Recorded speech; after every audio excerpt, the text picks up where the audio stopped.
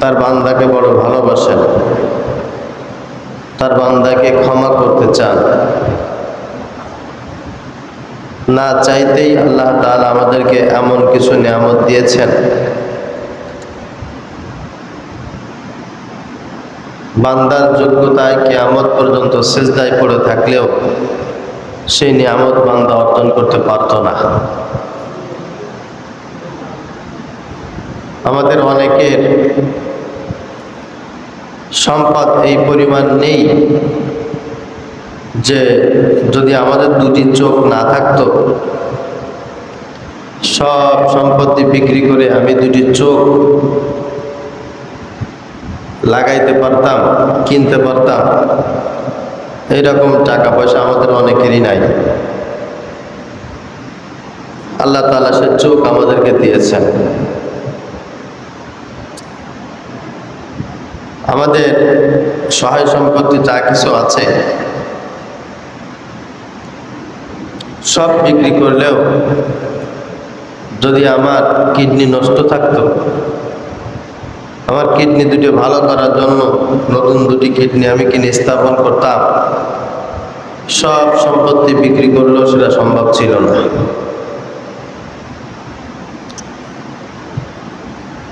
অনেকে আসে আমাদের কাছে, হুজুর আমার একটা ছেলে হয়েছে বোকা, অটিস্টিক, প্রতিবন্ধী, কোটি টাকা খরচ করে ফেলেছি হুজুর, ছেলেটা ভালো হচ্ছে না। একটা ডাক্তারের সন্ধান দেন, একটা কবিরাজের সন্ধান দেন। আমার একজন বন্ধু আছে, অনেক বড় মাপের একজন সরকারি অফিসার, একজন জজ, তার একটা মাত্র ছেলে সন্তান, বেশ বয়স হয়েছে, দাঁড়াইতেও পারে না, কথা বলতে পারে না, ভালো মন্দ বোঝে না, প্রতিবন্ধী।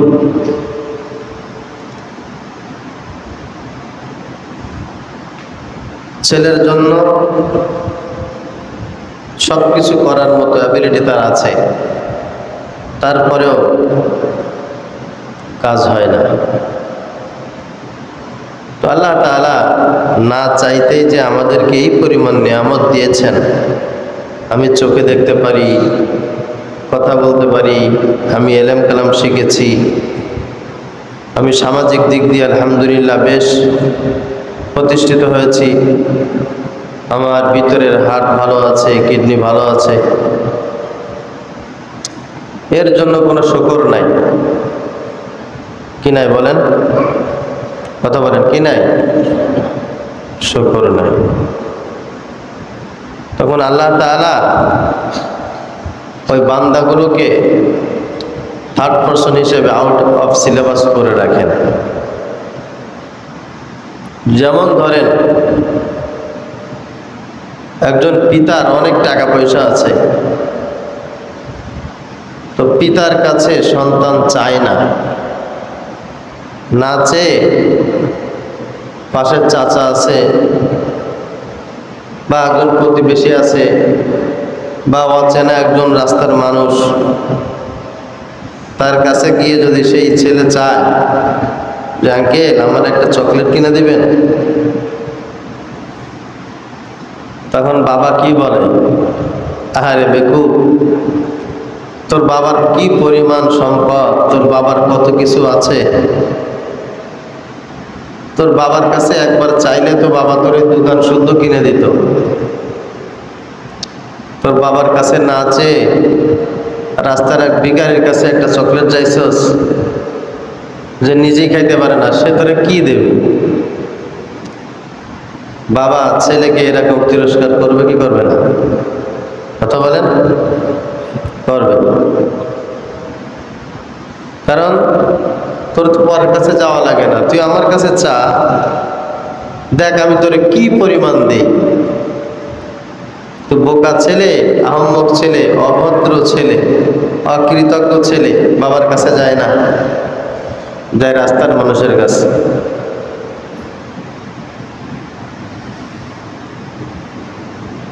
আল্লাহ তাআলা যিনি আমাদেরকে এত কিছু দিয়েছেন, কোটি কোটি কোটি টাকার সম্পদ, যার কোনো দাম কেউ দিতে পারবে না, এইরকম সম্পদ আল্লাহ আমাকে দান করেছেন। আমার ব্রেন ভালো, আমি কথা বলতে পারি, আমার চোখ ভালো, আমার কান ভালো, আমার হার্ট ভালো, আমি ল্যাংড়া পোড়া না। এই আল্লাহ তাআলা এত নিয়ামত আমাকে দিয়েছেন,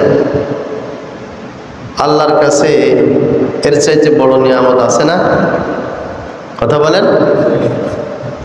এত কিছু দেওয়ার পর বান্দা যখন আরেকজনের কাছে হাত পাতে, আরেকজনের কাছে চায়, আল্লাহ তাআলা তখন বান্দাকে অন্যের হাওলা করে দেন। যা, এত কিছু দিলাম, তোর আল্লাহর এত কিছু আছে, তোর মালিকের এত কিছু আছে, তুই তোর মালিকের কাছে চাস না, অন্য লোকের কাছে চাস? বেকুব কোথাকার, যা। ওই লোকটার সব নিয়ামতগুলি, সব সম্পদগুলি অকেজ হয়ে যায়, কোনো কাজেই লাগে না, কোনো কাজেই লাগে না, কোনো কাজে লাগে না। তো বান্দার পার্থিব জগতের সকল সম্পদকে কাজে লাগানোর জন্য আল্লাহ পাক রব্বুল আলামিন বান্দার ভিতরে একটা জিনিস দিয়েছেন। এই জিনিসটার উত্তম ব্যবহার আল্লাহ পাক রব্বুল আলামিন আশা করে, হোক ছোট হোক বড়, হোক নারী হোক পুরুষ, হোক শিক্ষিত হোক অশিক্ষিত, প্রত্যেকের এই জিনিসটার বিষয়ে অত্যন্ত সতর্কতা জরুরি। আল্লাহ পাক রব্বুল আলামিন এটা পছন্দ করেন না যে বান্দা এই জিনিসটার অপব্যবহার করুক। সেই বিষয়ে সামান্য কিছু কথা হবে ইনশাআল্লাহ। আল্লাহ তাআলা কোরআনুল কারীমের কয়েকটি জায়গায় এই বিষয়ে আমাদেরকে তালিম দিয়েছেন। তার ভিতরে কোরআনুল কারীমের কিছু আয়াত সাক্ষী। আমি একটি আয়াত তেলাওয়াত করেছি। আল্লাহ পাক রব্বুল আলামিন বলছেন, ইয়া আইয়ুহাল্লাযীনা আমানু লা তাকুলু রাঈনা ওয়াকুলু যুরনা ওয়াসমাউ ওয়ালিল কাফিরিনা আযাবুন আলীম। আগেই বলেন সুবহানাল্লাহ। নবীজি সাল্লাল্লাহু আলাইহি ওয়াসাল্লাম মসজিদের ভিতরে বসে আছেন। যারা সামনে নবীজির সামনে বসা, কেউ ডানেও তাকায় না, বামেও তাকায় না, পিছনেও তাকায় না, উপরেও খেয়াল করে না, সবাই রাসূলের দিকে তাকিয়ে আছে। এটা ছিল সাহাবীদের ভদ্রতা, সাহাবীদের আদর। নবীজি যদি সাহাবীদের সামনে থাকতেন, পিছনে যদি কিয়ামত হয়ে যেত, কেউ নবীজির থেকে চোখ ডানেও সরাইতো না, বামেও সরাইতো না। সুবহানাল্লাহ।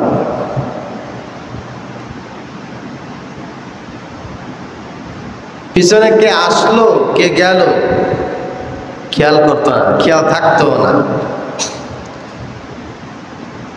রোমের সম্রাট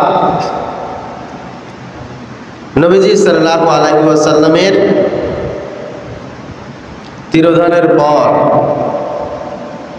একটা যুদ্ধের ঘোষণা করল।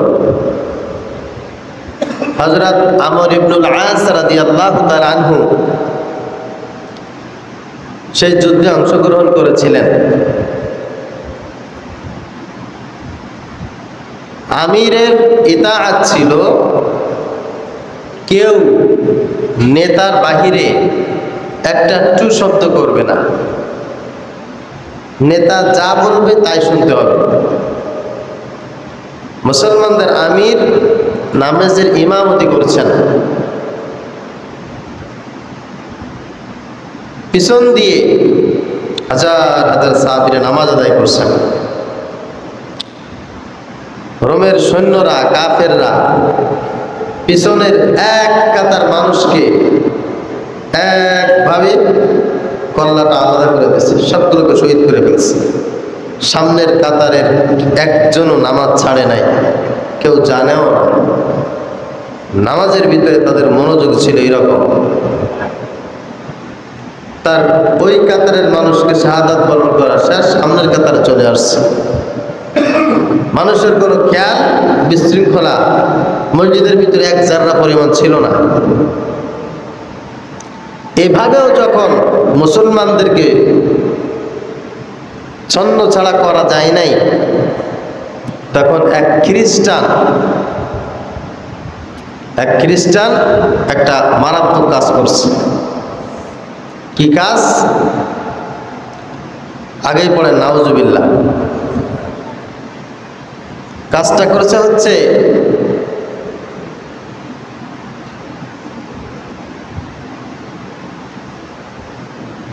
তাদের ধর্মের নবী ঈসা আলাইহিস সালামের মূর্তি বানাইছে। বিশাল বড় একটা মূর্তি।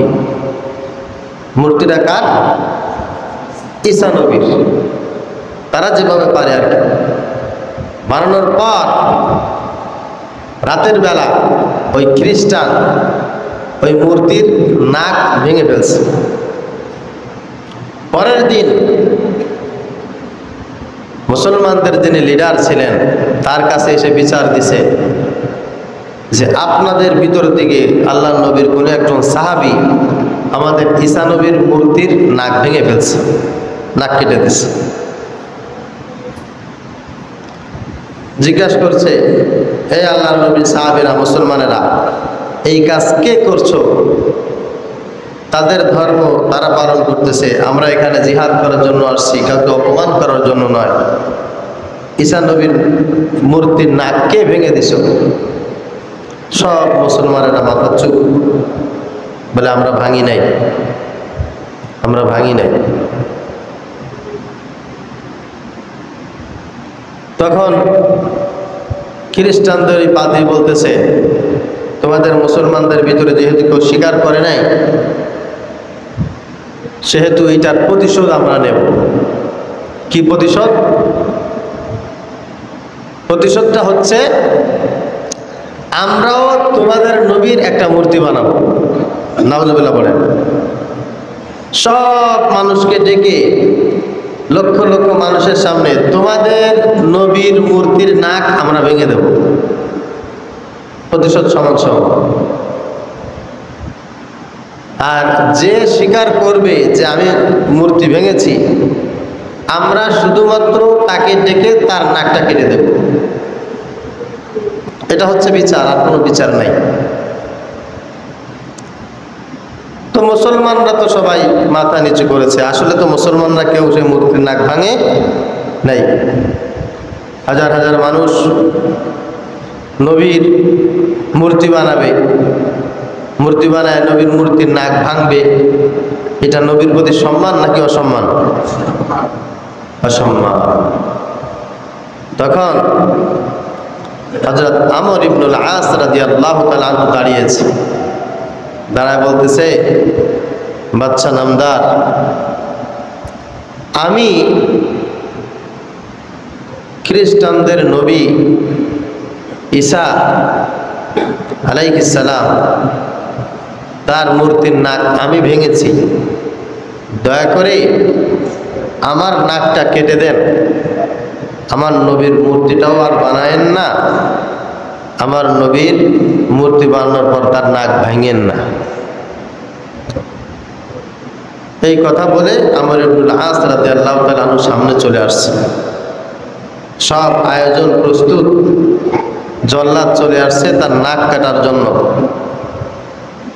তখন তাকে জিজ্ঞাসা করা হচ্ছে যে তুমি কেন নাক ভেঙেছ, আর তুমি তোমার তাজা নাক কেন বিসর্জন দিচ্ছ? তখন তিনি উত্তর দিয়েছেন, আমি কেন ভেঙেছি আমি জানি না, তবে আমি এতটুকু জানি, এই হাজারো লাখো মানুষের সামনে আমার নবীর মূর্তি তৈরি করা হবে, আমার নবীর মূর্তির নাক ভাঙা হবে, এতে আমার অনেক কষ্ট লাগবে। তার চাইতে লক্ষ কোটি গুণ বেশি কষ্ট কম লাগবে আমার নিজের নাক কেটে দিতে। এই জন্য আমি চাই আমার নবী তার সম্মানে থাকুক, তার সম্মান যেন ক্ষুণ্ণ না হয়। আমি আমর ইবনুল আস, আমার নাক যেন কাটা যায়। এই কথা শোনার পর যেই খ্রিস্টান পাদ্রী ওই মূর্তির নাক ভেঙেছিল মুসলমানদেরকে অপমান করার জন্য, সাথে সাথে সেই পাদ্রী দাঁড়িয়ে তার এই ভাঙা নাক হাতের ভিতরে নিয়ে বলতেছে, বাদশা নামদার, এদের ইমানের কাছে, ভদ্রতার কাছে, এদের আদবের কাছে আমার মা বাবা সব কিছু কুরবান হয়ে যাক। এই কাজ মুসলমানরা করে নাই, এই কাজ আমি করেছি তাদেরকে অপবাদ দেওয়ার জন্য। কিন্তু তারা যে তাদের লিডারকে, নবীকে এত মহাব্বত করে, একটা মাটির নাক ভাঙবে এটা পছন্দ করে না, নিজের তাজা নাক বিসর্জন দিতে চায়। এই জন্য আমি অভিভূত হয়েছি, নাক আমি ভেঙেছি, আমার জেলে দেন, ফাঁসি দেন, যা হবে আমার হোক, মুসলমানদের এই ভালোবাসা জীবিত থাকবে। এইটা নবীর প্রতি ভালোবাসা, শ্রদ্ধা, ভদ্রতা। আল্লাহ পাক রব্বুল আলামিন এই আয়াতের ভিতরে বলছেন, নবীজি বসে আছেন, একজন পিছন থেকে বলছেন, ইয়া মুহাম্মদ, আমার একটা কথা শোনেন। কি বলছেন? ইয়া মুহাম্মদ, আমার একটা কথা শোনেন, আমার দিকে একটু তাকান। আল্লাহ পাক রব্বুল আলামিন এই কথাটা সহ্য করেন নাই। আল্লাহ তাআলা কুরআন কারীমের আয়াত নাযিল করে বলছেন, ইয়া আইয়ুহাল্লাযীনা আমানু, হে ঈমানদারগণ, লা তাকুলু রাঈনা, তোমরা কখনো তোমাদের নবীর সামনে এই কথা বলবে না, হে নবী আমার একটা কথা আছে, আমার কথাটা একটু শোনেন, আমার দিকে একটু তাকান, আমার দিকে তাকান। এই কথা তোমরা বলবে না, নবীকে এই কথা বলা যায় না, আমার দিকে তাকান, এই কথা বলা যায় না। আকুলু যুরনা ওয়াসমাউ, নবীকে এইভাবে বলতে হয়, কাছে এসে ভদ্রতার সাথে, নবী আমার একটা কথা ছিল, আপনি যদি অনুমতি দিতেন তাহলে আমার কথাটা আপনাকে একটু শোনাতাম, আপনি আমার কথাটা একটু শুনতেন। এইভাবে বলতে হয় নবীকে, নবীর সামনে বলা যায় না, এদিক তাকান, আমার একটা কথা আছে শোনেন, এইভাবে বলা যায় না। বললে কি হয়? ওয়ালিল কাফিরিনা আযাবুন আলীম, ওই মানুষটা কাফের হয়ে যায়। নবীর সঙ্গে বিয়াদবি করলে লোকটা কাফের হয়ে যায়, আর কাফেরদের জন্য কঠিন শাস্তির বিধান একজন রেখেছেন, তিনি কে? আল্লাহ পাক রব্বুল আলামিন নবীজি সাল্লাল্লাহু আলাইহি ওয়াসাল্লামের শানে সূরাতুল হুজুরাত নাজিল করে আমাদেরকে শিখিয়েছেন কিভাবে আমরা নবীদের সামনে কথা বলবো, কিভাবে আমরা নবীদের সঙ্গে হাঁটবো। ইয়া আইয়ুহাল্লাযীনা আমানু লা তুকদ্দিমু বাইনা ইয়াদাইল্লাহি ওয়া রাসূলিহি ওয়াত্তাকুল্লাহা ইন্নাল্লাহা সামিউন আলীম।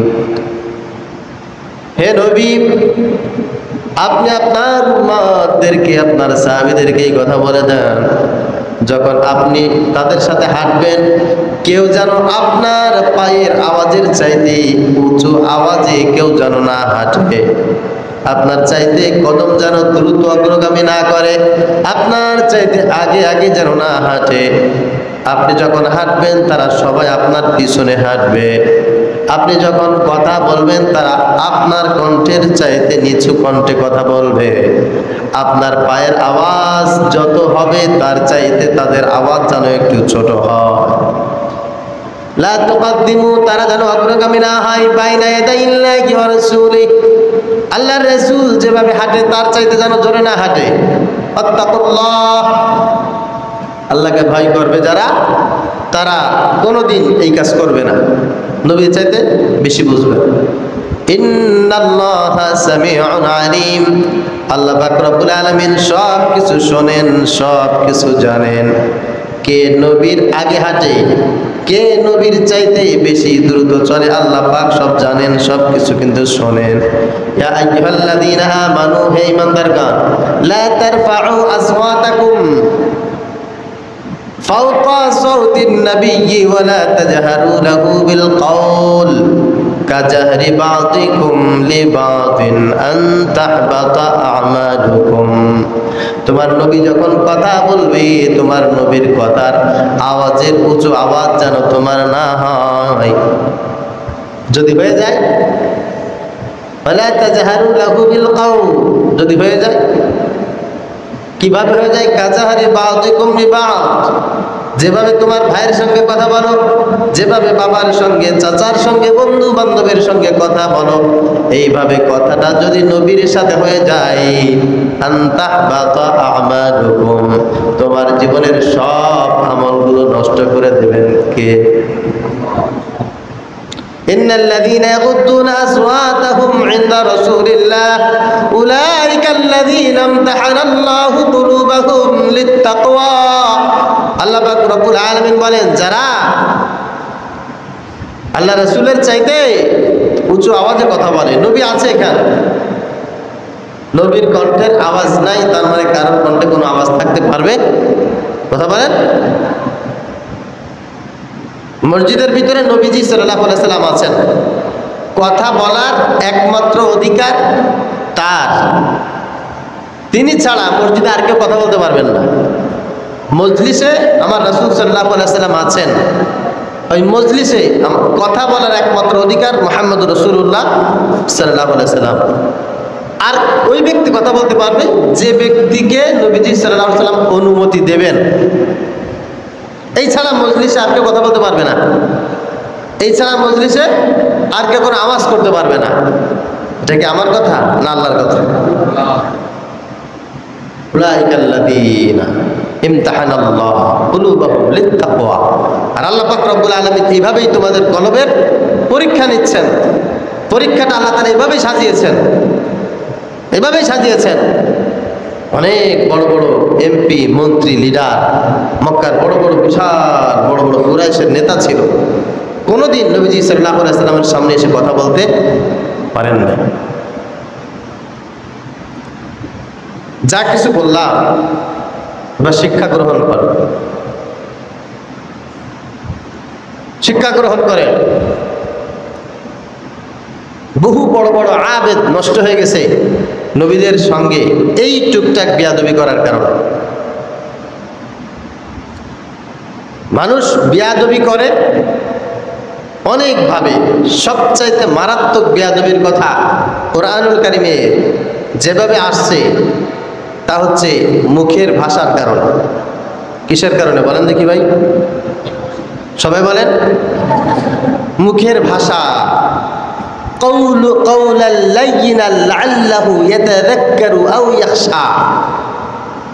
রাব্বি ইশরাহ লি সাদরি ওয়া ইয়াসসির লি আমরি ওয়াহলুল উকদাতাম মিন লিসানি ইয়াফকাহু কওলি।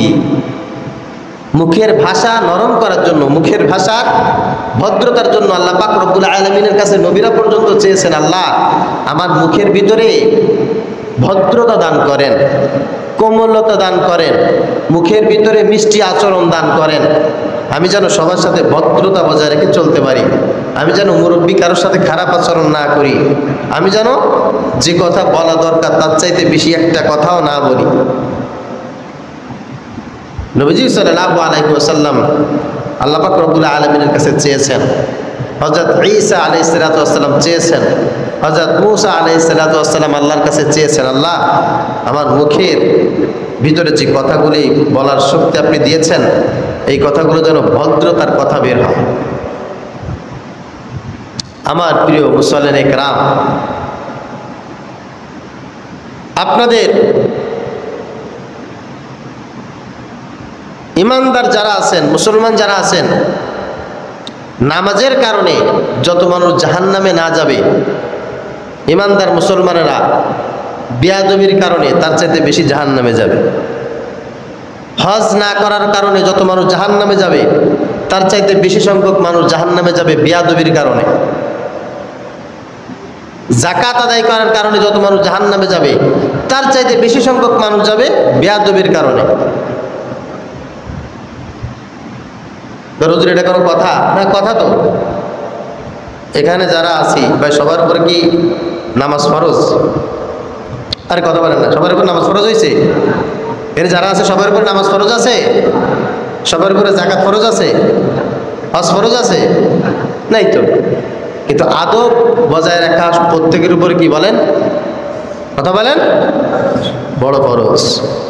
আমার এই এলাকার ভিতরে যারা আছে সবার উপরে যাকাত ফরজ, হজ ফরজ, কিন্তু ভদ্রতা, কথা বলেন, আপনি শিক্ষিত হইলেও ভদ্রতা আপনার উপরে ফরজ, মূর্খ হইলেও ভদ্রতা আপনার উপরে কি ফরজ।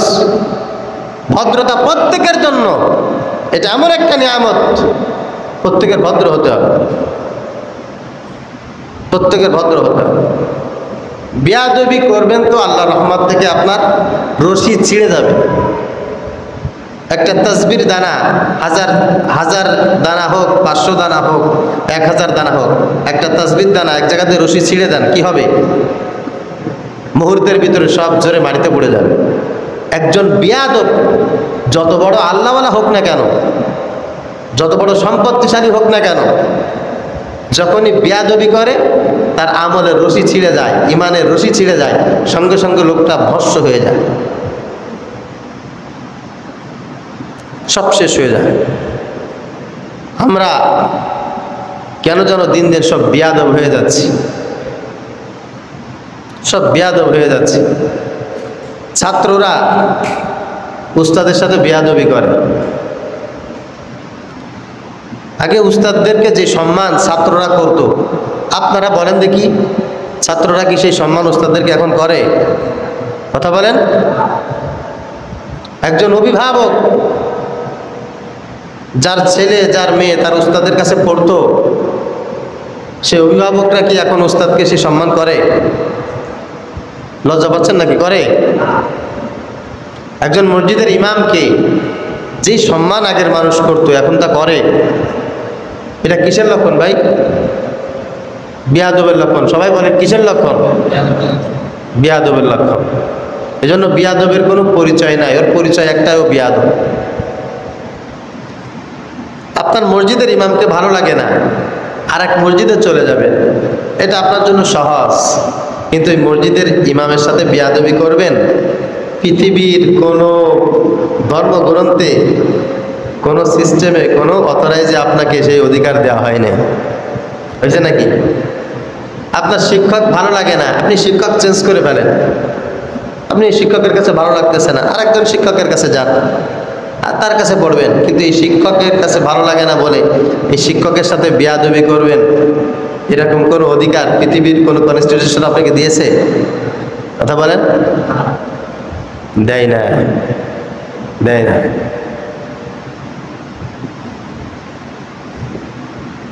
আপনি আদব শিখবেন কোথা থেকে? আদব শিখবেন কোথা থেকে? যাদের কাছ থেকে মানুষ আদব শিখবে পৃথিবীতে, একজন হচ্ছে মুহাম্মদুর রাসূলুল্লাহ সাল্লাল্লাহু আলাইহি সাল্লাম। নবীজি সাল্লাল্লাহু আলাইহি সাল্লাম বলেছেন, আল্লামানি রাব্বি ফাআহসানা তা'লিমি। আমাকে আল্লাহ পাক রব্বুল আলামিন আদব শিখিয়েছেন। সুবহানাল্লাহ। নবীজিকে আদব শিখিয়েছেন কে? ফাআহসানা তা'লিমি। আর আমার আল্লাহর চাইতে উত্তম তালিম আমাকে কেউ দিতে পারে নাই। নবীজি সাল্লাল্লাহু আলাইহি সাল্লাম আদব শিখেছেন, ইলম শিখেছেন, আল্লাহ পাক শিখিয়েছেন। হযরত আব্বাস রাদিয়াল্লাহু তাআলা আনহু নবীজির চাচা ছিলেন, আপন চাচা। হযরত আব্বাস রাদিয়াল্লাহু তাআলা আনহু বসে আছেন, নবীজি বসে আছেন। একজনে জিজ্ঞাসা করছেন, ইয়া রাসূলুল্লাহ, একটা কথা জানতে পারি? জিজ্ঞাসা করব? নবীজি বললেন, হ্যাঁ জিজ্ঞাসা করো। বলে, আপনার চাচা বেশি দামি, আপনার চাচা বেশি বড় নাকি আপনি বড়? আপনাদের কাছে কি মনে হয়, নবীজি বড় নাকি তার চাচা বড়? উত্তর দেন। নবীজি সাল্লাল্লাহু আলাইহি সাল্লামের কাছে জিজ্ঞাসা করা হচ্ছে তার চাচার সামনে। তার চাচা হযরত আব্বাস, মুরব্বী, বয়সে বড়। এখানে আরেকটা কথা বলে রাখি আমি, সেটা হচ্ছে অনেক মুরব্বী আছে, দাড়ি পেকে গেছে, দাদা হয়েছে, নানা হয়েছে, তার ভারে কোনো মানুষ তার সাথে কথাই বলতে পারে না। উনি বয়সে একটু বড়, মনে হচ্ছে দুনিয়ার সব ক্রেডিট উনার। যারা বয়সে বড় আছেন, খুব বিনয়ের সাথে বলছি, আপনারা সব সময় মাথা নিচু করে ছোট হয়ে থাকবেন। কারণ বয়সে বড় হওয়ার ভিতরে কোনো ক্রেডিট নাই, কোনো যোগ্যতা নাই, স্পেশাল কোনো দক্ষতাও নাই। আপনি বয়সে বড়, এটা কি আপনি পৃথিবীতে আগে আসছেন নাকি আল্লাহ আগে পাঠাইছে আপনাকে? বুঝেন নাই? আল্লাহ আপনাকে আগে পাঠাইছেন নাকি আপনি আগে আসছেন? যদি আগে আসা যেত তাহলে আমি আগে আসতাম, আপনি পরে আসতেন, আপনার আগেও আমি আসতাম। তো পৃথিবীতে কোন মানুষটা কখন আসবে এটা কি আপনার সিদ্ধান্ত, আমার সিদ্ধান্ত, না আল্লাহর সিদ্ধান্ত? এই জন্য মুরব্বী যারা আছেন তারা মনে মনে ভাববেন যে আমাকে আল্লাহ আগে পাঠাইছে, এতে আমার কোনো ক্রেডিট নাই। হয়তোবা আমাকে দিয়ে আগে আগে কোনো কাজ আল্লাহর করানোর ইচ্ছা ছিল, আমি করতে পারি নাই, এই জন্য আমি লজ্জিত। আর যারা ছোট আছেন, আপনি চিন্তা করবেন উনি পৃথিবীতে আগে আসছেন, তার মানে নেকির কাজ, ভালো কাজ উনি অনেক বেশি করেছেন, আমার চাইতে অনেক বেশি করেছেন, এই জন্য ওনাকে সম্মান করতে হবে। মনে থাকবে ইনশাআল্লাহ। তো অনেকে আছে না, বয়সে বড় হওয়ার কারণে এমন ভাবসাব দেখায় কেমন যেন দুনিয়ার সব সে একাই জানে, আর কেউ কিছু জানে না। এরকম আছে না নাই? বড় হওয়ার কৃতিত্ব হচ্ছে কর্মে যে বড় সে, কর্মে যে বড় সে। আপনার বয়স কত? 100 বছর। ওই মোড়ে যায় দেখেন 200 বছরের একটা বট গাছ আছে, তো বয়সে যদি সম্মানিত সে হতো তাহলে ওই বট গাছের সম্মান তো আপনার চাইতে বেশি। বয়সে বড় হওয়ার কারণে যদি সব সম্মান পাওয়া যায় তাহলে এই বট গাছটা দোষ করছে কি?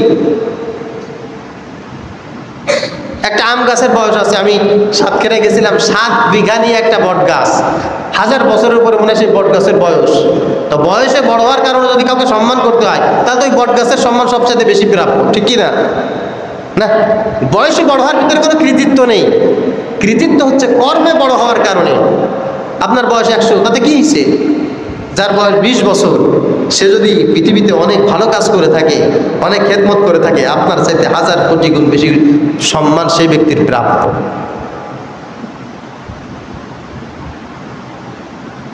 তবে নবীজি সাল্লাল্লাহু আলাইহি ওয়াসাল্লাম বলেছেন, মাল্লাম ইয়ারহাম সাগীরানা ওয়া লাম ইয়াকির কাবীরানা ফালাইসা মিন্না। যে ব্যক্তি বড়কে সম্মান করে না, ছোটকে স্নেহ করে না, সে আমার উম্মত না, উম্মতি না। যারা বড় যারা আছে ওদের নেকি বেশি, ওরা পৃথিবীতে অনেক কিছু দেখছে, এই জন্য ওদেরকে সম্মান করবে, শ্রদ্ধা করবেন। আর যারা মুরব্বী আছেন তারা চিন্তা করবেন, আরে আল্লাহ আমাকে পৃথিবীতে আগে পাঠিয়েছিল, অনেক কিছু করার দায়িত্ব ছিল আমার, আমি তো কিছু করতে পারি নাই। এই এলাকায় আমি এই লোকটার চাইতে 50, 60, 70 বছর আগে পৃথিবীতে আসছি, এই লোকটা দুনিয়ায় যা করছে আমি তো কিছু করতে পারি নাই, অথচ আমি আগে আসছি, দায়িত্ব ছিল আমার আগে করার, ঠিক কিনা বলেন? দায়িত্ব আমার ছিল, আমি করতে পারি নাই, এই লোকটা করছে, এই জন্য কি আমার স্নেহ করা উচিত, সম্মান করা উচিত। নবীজি সাল্লাল্লাহু আলাইহি ওয়াসাল্লাম উত্তর দিয়েছেন, দেখো তুমি জানতে চেয়েছো যে আমার চাচা বড় না আমি বড়, মূলত বিষয়টা হচ্ছে আমার চাচা আমার চাইতে বয়সে অনেক বড়, কিন্তু আল্লাহ তাআলা আমাকে সম্মানিত করেছেন। সুবহানাল্লাহ বলেন। সম্মানিত আল্লাহ আমাকে করেছেন, কিন্তু চাচা আমার বয়সে অনেক বড়। এটা হচ্ছে আদব। এটা কি বলেন? আদব, আদব, আদব, আদব বজায় রাখতে হবে। আমি যে কথাগুলো বলেছি, আল্লাহ পাক রব্বুল আলামিন আমাদেরকে আদব শিখিয়েছেন। বিশ্বাস করেন বর্তমানে মানুষের ভিতরে এই জিনিসটার এত বেশি ঘাটতি। বাচ্চা আমার কাছে পড়ে, আমি আমার মাকে, আমার আব্বা তো আসলে খুব সহজ সরল মানুষ ছিল, আপনারা জানেন। আমার আব্বা, আমি যত জায়গায় পড়াশোনা করেছি, 2-1 বার গেলে গেছে, না গেলে না গেছে, যায় না, এটাই ঠিক। আমার কোনো উস্তাদের সাথে কথা বললে আমার মা কথা বলতেন, মাদ্রাসায় গেলে আমার মাই যাইতেন। আমাদের উস্তাদদেরকে আমার মা, বাবার চাইতে বেশি সম্মান আমাদের উস্তাদদেরকে আমার মা দিয়েছেন। বাবার চাইতে বেশি সম্মান আমার মায়ের কাছে আমার উস্তাদ পেয়েছেন। আর এখনকার মা বাপ যারা আছে উস্তাদদেরকে কামলার নজরে দেখে।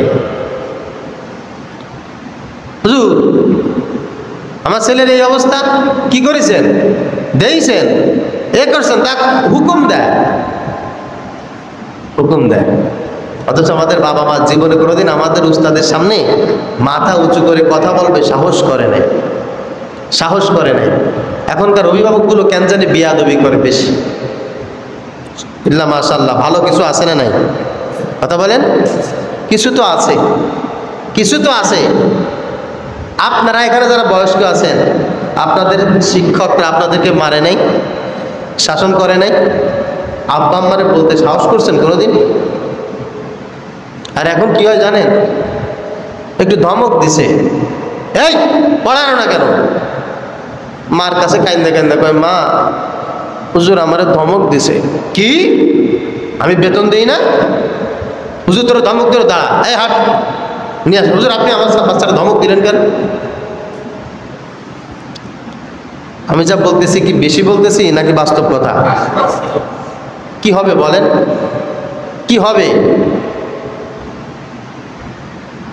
এই জন্য আপনাদের কাছে আমার একটা রিকোয়েস্ট, জীবনে কোনোদিন বিয়াদবি করবেন না মুরব্বীদের সাথে, আলেমদের সাথে, উস্তাদের সাথে।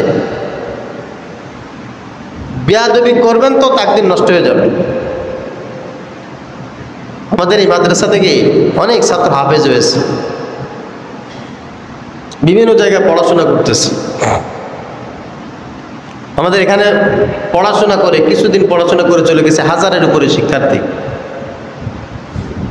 কোনো একটা ছাত্রর বিয়াদবির কারণে আমার নজরে পড়ে না সেই ছাত্রটা কষ্টে আছে। যত ছাত্র জীবনে কষ্টে আছে সব তার বাপ মার বিয়াদবির ফসল।